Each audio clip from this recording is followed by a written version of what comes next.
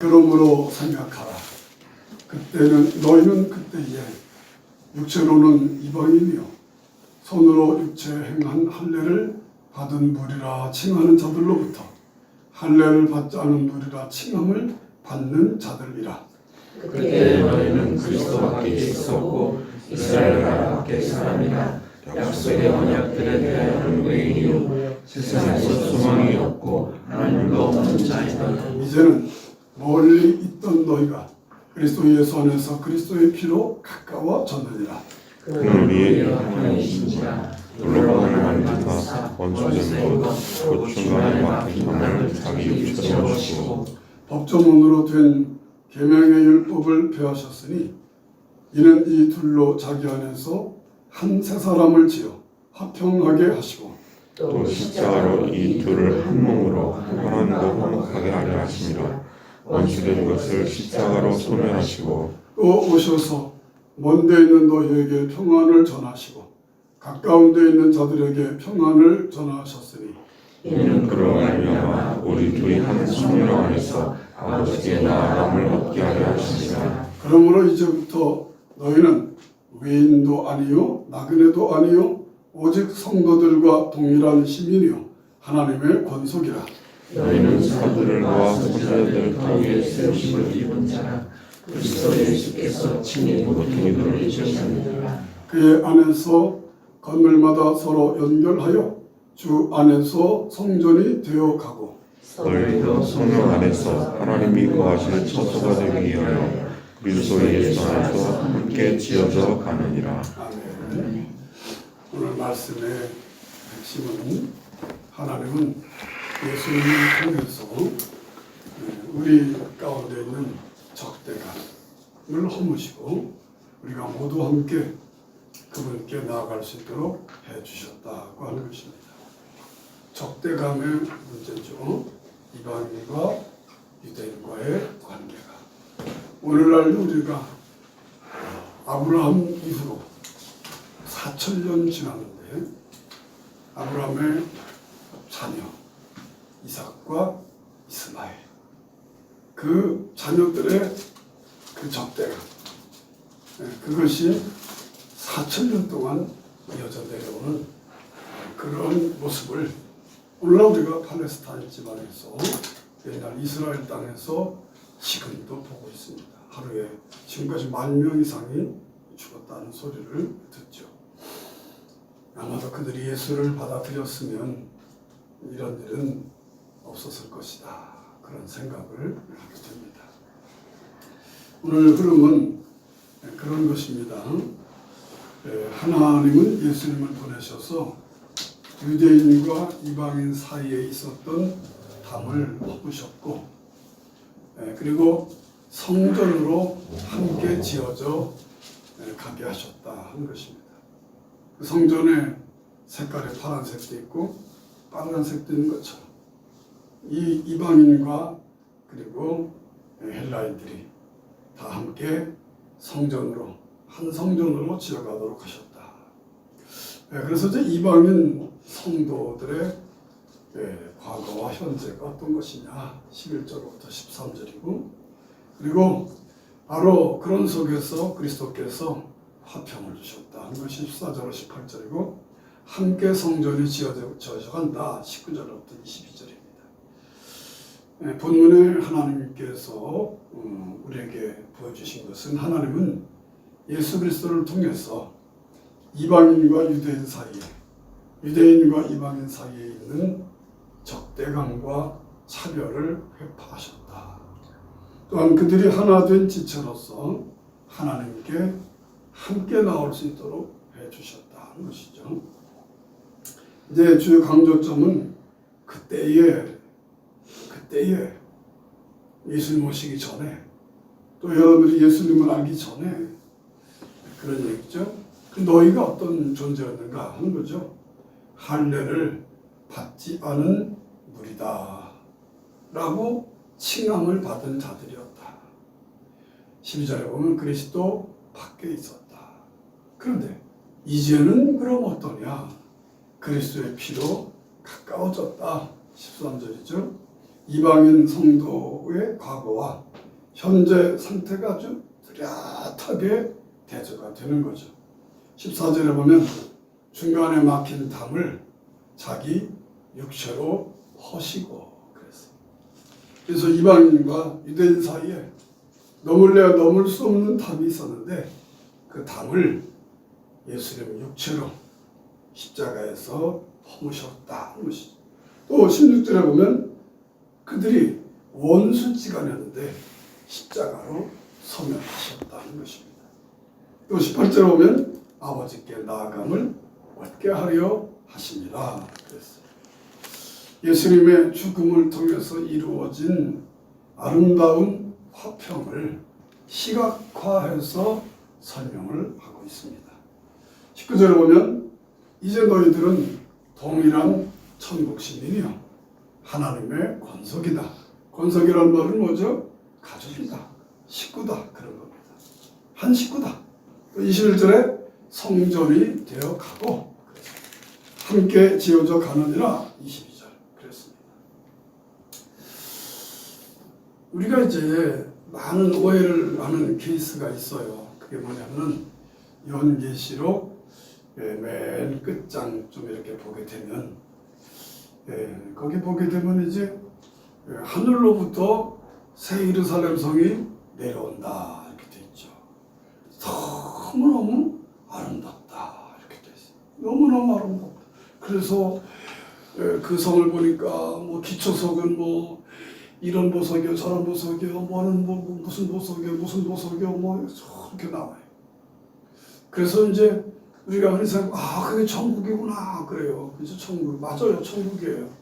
그런데 그것은 사실인즉슨은 하늘에서부터 내려오는 새 예루살렘 성이 내려오는 것인데 새 예루살렘 성전이 내려오는 거예요.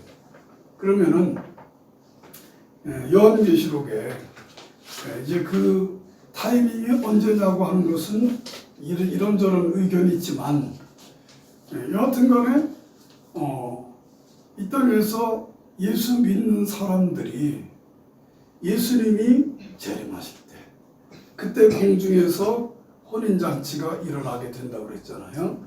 그럼 여기서 그 전에 예수 믿다가 죽던 사람은 부활해서 들림 받는 것이고 끌어올림 받는 것 랩처죠. 그래서 휴거라고 말하죠. 그리고 지금 그때까지도 살아 있으면서 예수 믿는 사람들은 죽음을 맛보지 않고 호련히 변화되어서 그래서 역시 공중으로 들림받는다는 것이죠.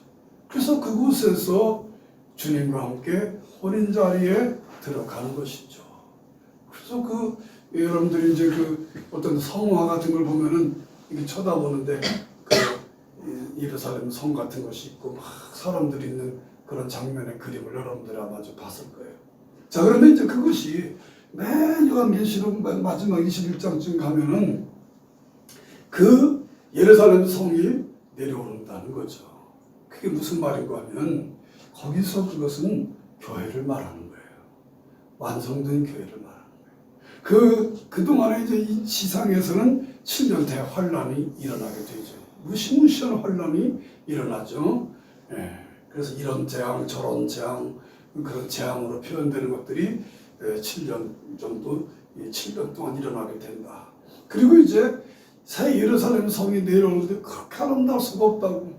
그래서 뭐 황보석, 목보석, 뭐 에메랄드, 샤파이어, 다이아몬드, 뭐 우리가 알고 있는 그 모든 그래서 그 모퉁이들이 그렇게 아름답고 너무너무 아름답다. 그것이 이 땅에 위로부터 내려온다. 그런데 그게 뭐냐 말이죠. 그게 바로 그 7년 동안 거기에서 예수님과 함께 혼인잔치에 참석했던 먼저 갔던 성도들, 먼저 죽었던 성도들, 살아있다가 호련에 들림받은 성도들, 그들이 내려오는 거예요. 그것이 교회예요.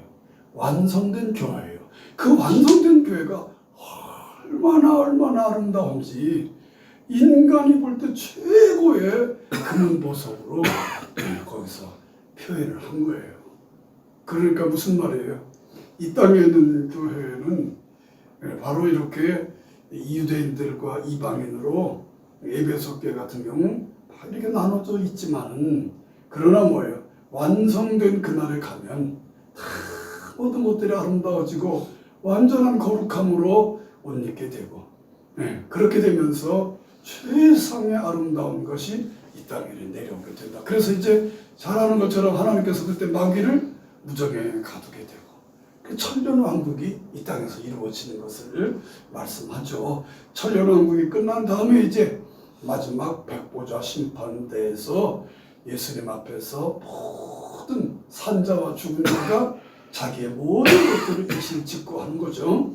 그래서 구원받은 사람은 영원한 천국으로 가고 그렇지 못한 자는 영원한 지옥으로 떨어진 최후의 대심판을 이야기하는 것으로 요한계시록이 끝나요. 근데 거기서 보게 되면은 거기에서 하늘로부터 내려오는 새 예루살렘 성, 그게 여기에서 나오는 바로 그 얘기를 하고 있는 거예요. 그 얘기를 하고 있는 거예요. 바울은 그것이 건물이란 말이에요. 건물로 표현한 거예요, 교회를. 그 건물은 다양한 재료가 들어가고 다양한 컬러가 있고 굉장히 극과 극이지만 보색 관계도 있고 그리고 또 뭐죠? 반대되는 색깔도 있고 그렇지만은 그것들이 다 들어가서 어울리는 거죠. 부드러운 재료도 있고 단단한 강철 같은 재료도 있고 다 들어있는 거죠. 그런데 그리스도 예수께서 친히 모퉁이 돌이 되셨다. 20절이죠. 모퉁이 돌. 모퉁이 돌이라는 것은 첫째는 건물의 기초로 삼는 주춧돌 이렇게 파운데이션 스톤 이렇게 말하죠. 그런가 하면 또 모퉁이의 머릿돌도 돼요. 주춧돌은 여러분 건물 세면 주춧돌을 딱 해놓고 우리 교회 질 때도 그러잖아요. 건물 질 때 1995년 4월 6일 준공 딱 써놓잖아요. 그렇죠? 아니면 그때 처음 기초를 놓았다 이렇게 새겨놓잖아요. 그게 뭐예요? 이 건물이 어떻게 시작되고 이 건물의 첫 재료가 뭐냐? 첫 재료는 예수라는 거죠. 예수가 교회의 첫 재료예요.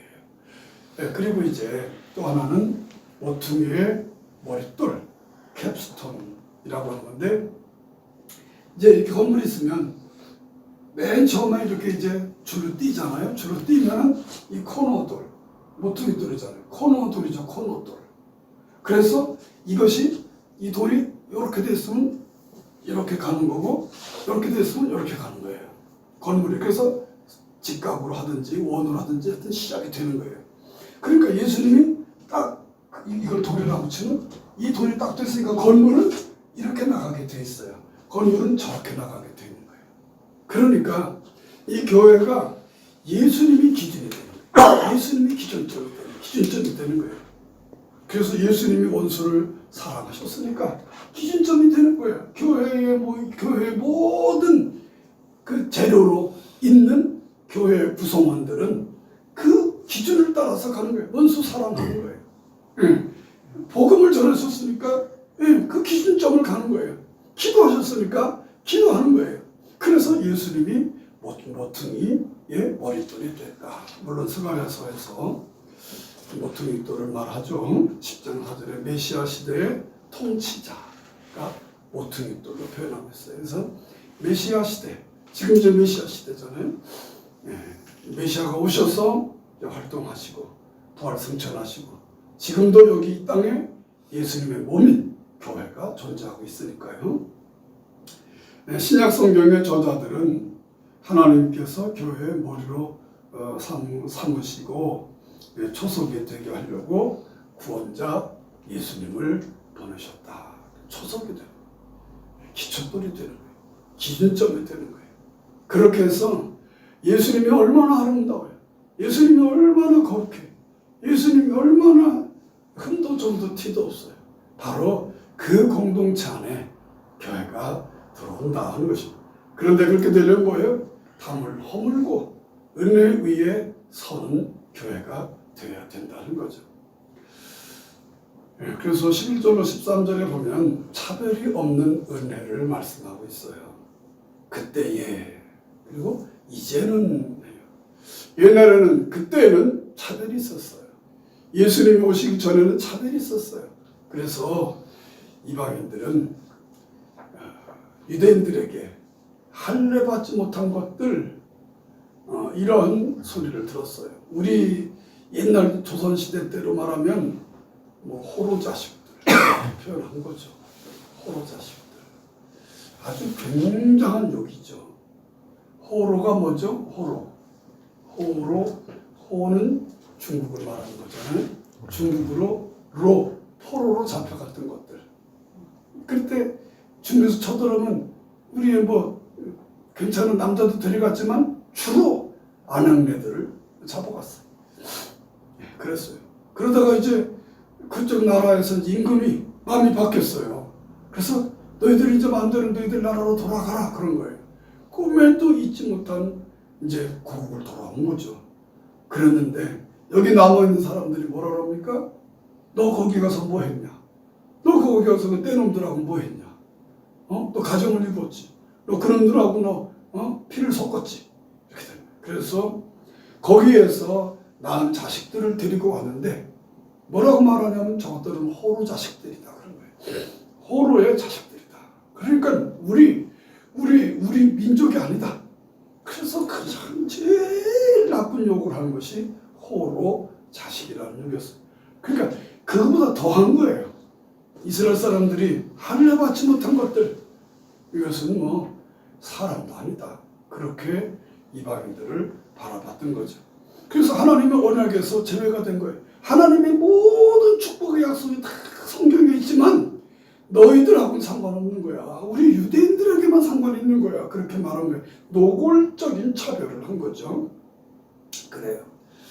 그래서 여기도 보면은 할례를 받지 않은 무리라 칭함받았고 12절에 너희는 그리스도 밖에 있었고 이스라엘 나라 즉 하나님 나라 밖의 사람이었고 약속의 언약들에 대해서는 외인들이었고 그러니까 아무 상관없는 거고 세상에는 소망도 없고 하나님도 없는 자들이 너희들이었다는 거죠.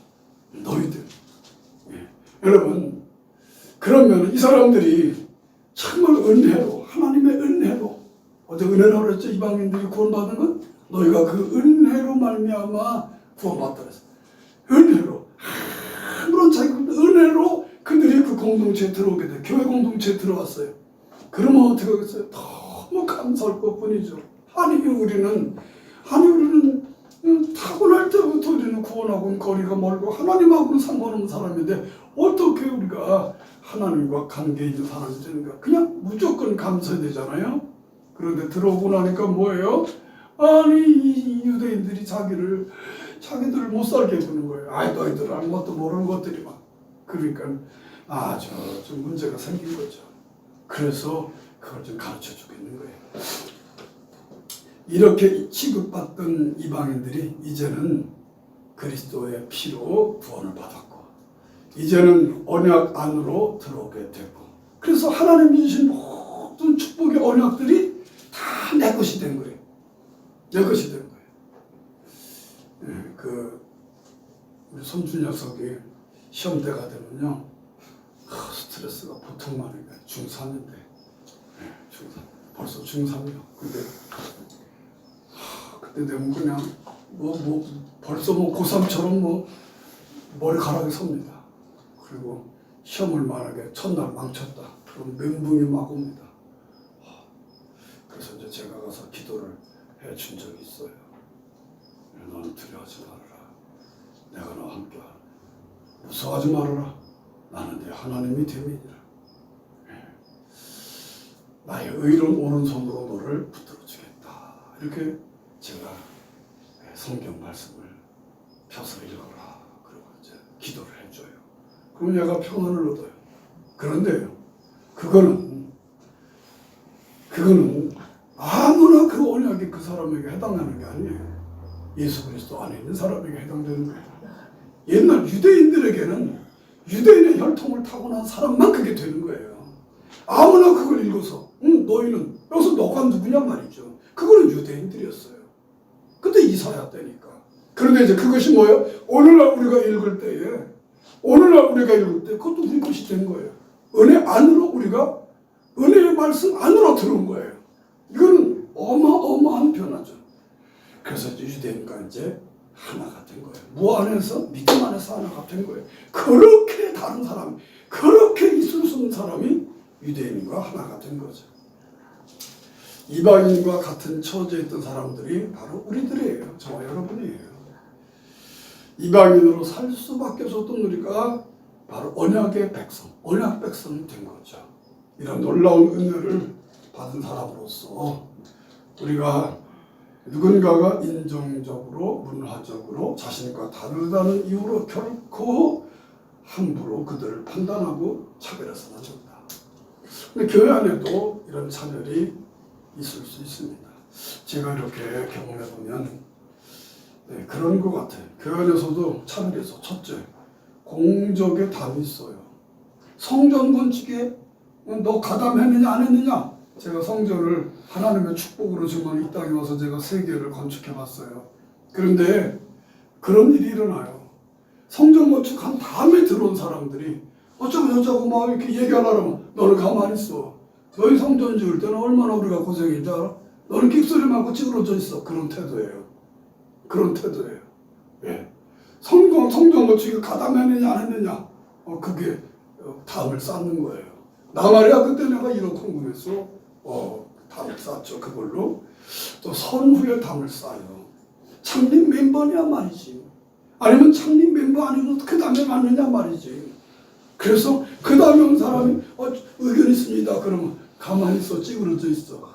내가 이 교회 설립했어. 이 사람아 이렇게 가는 거예요. 그래서 설립한 사람하고 설립 이후와 담이 있고 그리고 더 치사한 거지만 사회적으로 지식이 있는 거, 신분의 문제, 명예의 문제, 부의 문제 이런 것들이 담이 돼요. 담이 돼요. 그래서 어떤 사람한테 솔직히 내가 간접적으로 들은 거지만 그 사람이 우리 교회를 오고 싶었대.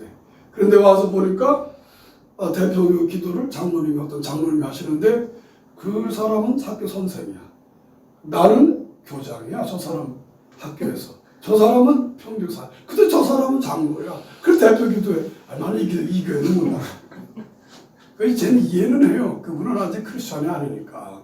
그래서 이런 것들이 담이 돼요. 또 은사가 있고 없고가 담이 돼요. 은사가 있고 없고. 그래서 무슨 은사야 너? 저는 뭐 별로 은사를 받지 못해도 가르치는 은사 제가 있는 것 같아요. 아이고 너 그거 가지고 뭐 말도 하지 마라. 나는 있잖아 기적의 은사가 있어 나는. 나는 내가 뭐 기도하면 말이야 막 병자가 막 벌떡벌떡 일어나 신유의 은사가 최고야 막 이렇게. 그 고린도 교회가 그랬잖아요. 그래서 교회 안에도 보면 이런 담들이 있어요. 근데 그 당시 에베소 교회는 민족적인 근본적인 담이 있었던 거예요. 그 담. 그래서 바로 이 사도 바울은 에베소 교회에게 편지할 때에 이 담을 허무신 분이 그리스도다. 그러니까 끼리끼리 문화로. 그래 뭐 콩은 콩끼리 팥은 팥끼리. 그래 우리 평교사들끼리. 교회 안에도 전에 목회하던 교회는 그 이상하게 선생님들이 많았다고 그래요. 그러다 보니까 어느덧 보니까 교장 선생님 되신 분들이 많아. 그리고 은퇴하신 분들이 많아. 그 사람들끼리는 통해. 근데 평교사 하던 사람들은 또 자기들끼리 통해. 이런 문제가 생기게 되죠. 그러니까 상호 배척하게 되는 적대감까지 갈 수도 있어요. 어떤 사안에서 의견이 달라지면 그게 이제 적대감이 돼요. 그런데 여러분, 내가 그 일을 당할 때는 너무 고통스러운 거죠. 내가 소외되니까. 난 빠지니까. 넌 저리 갔어. 어딜 가니? 그러나 가해자 쪽에서는 적개심이 있는 거예요. 그래서 이것이 부딪히는 거죠. 저는 옛날에 제1교회 있을 때 가장 가슴 아팠던 사건이 뭐냐면은 교회를 창립하시고 교회를 지신 분이신데 물론 남자는 아니에요. 여자예요. 그때 이제 교인들이 막 들어왔어요. 물밀듯이 들어왔어요.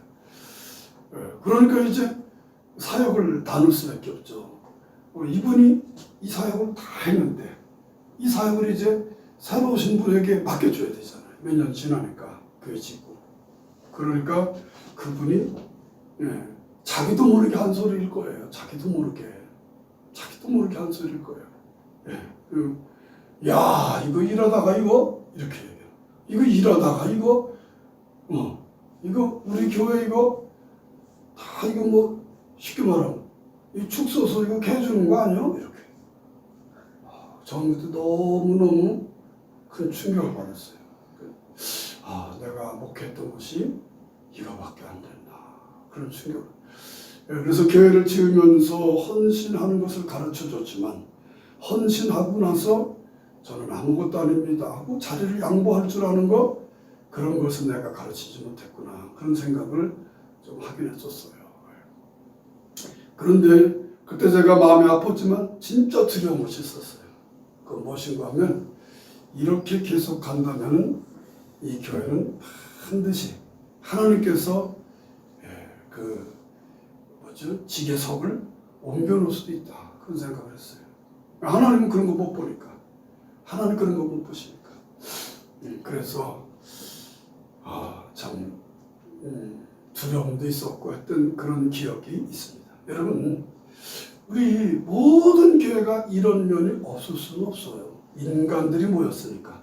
그래서 마지막에 휴거라는 단계가 있고, 그렇죠? 이 땅에서 우리가 살면서 의로움 받고 거룩해지고 나중에 성결의 은혜까지 받았지만은 여전히 부족한 거예요.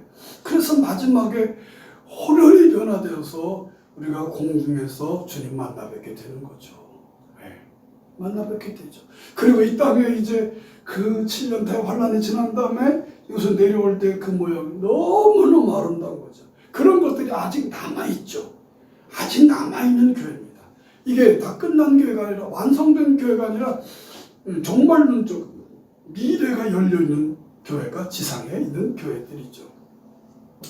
본문에서는 우리가 내세울 것이 아무것도 없다. 어제는 은혜로 우리는 구원받았다. 너희들은 구원받았다. 우리 유대인들은 사랑으로 구원받았다.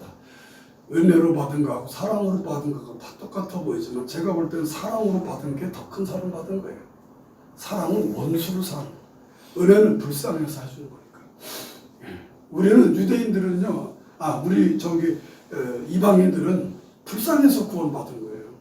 근데 유대인들은요, 저건 지옥 갈 때 지옥 가야 마땅하고 벌 받아야 마땅하고, 그냥 저건 그냥 은혜도 아무것도 모르는 자들, 은혜도 모르는 게 유대인들이었잖아요. 너희들이 뭐 했냐? 한 거 뭐 했냐? 근데 너희들 선민으로 택함 받았지 않느냐? 내가 너희들이 잘나서 택한 거 아니야. 너희들에게 내가 뭐 바라고 택한 거 아니야. 너희들이 민족이 커서 내가 택한 거 아니야. 너희들이 돈 많아 택한 게 아니야. 아브라함이 지식 많아서 택했냐? 아니다. 그들은 그때 저 이방에 있었고 그들은 그때 아무것도 몰랐어. 내가 근데 택했어. 그래서 너희들 선민 만들어 줬어. 그런데 너희들이 감히 나를 배반해? 너희들은 지옥불에 떨어져도 7번 떨어져도 할 말 없어. 그런데도 건져줬으니까 그건 사랑이죠. 그건 사랑이죠. 그러니까 유대인들이 더 큰 사랑을 더 큰 은혜를 받은 거죠. 굳이 따지자. 그런데 그들이 그렇게 무시를 하고 그런 거죠.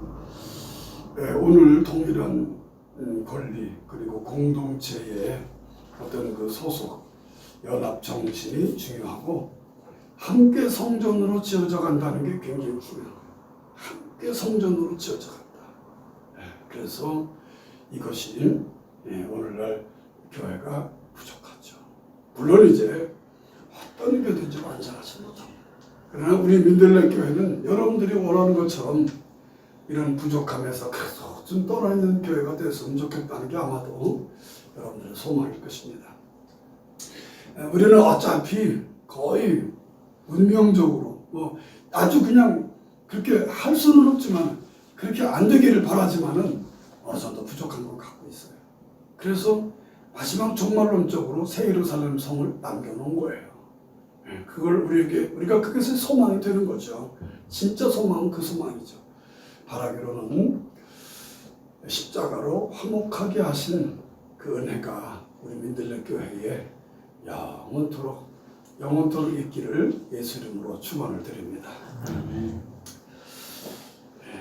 이제 다른 것들은 여러분 집에 들어가서 11절부터 22절까지 저 근거 보시면 또 아마 이해가 될 거라고 생각합니다. 너희는 사도들과 선지자들 위에 세우심 받은 자다 이렇게 말했어요. 그러니까 이제는 이방인들도 사도들, 선지자, 사도는 신약의 지도자고 선지자는 구약의 지도자잖아요. 그러니까 아무 상관없는 유대인들의 사도들, 유대인들의 선지자들 위에 너희가 세움받았다.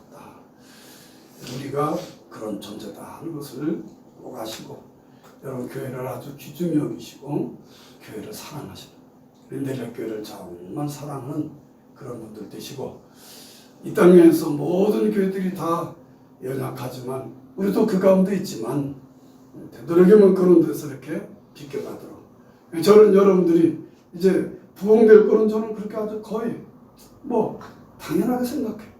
근데 중요한 건 뭐냐? 부흥될 때 여러분들이 교만하시면 안 되고 부흥될 때 여러분이 기득권을 요구하면 안 되고 부흥될 때 여러분들이 그 뒤에 오는 사람에 대해서 따뜻함을 잃어버리면 그러면 여러분들은 또 주님께 가서 칭찬도 받지만 또 너 왜 그랬니?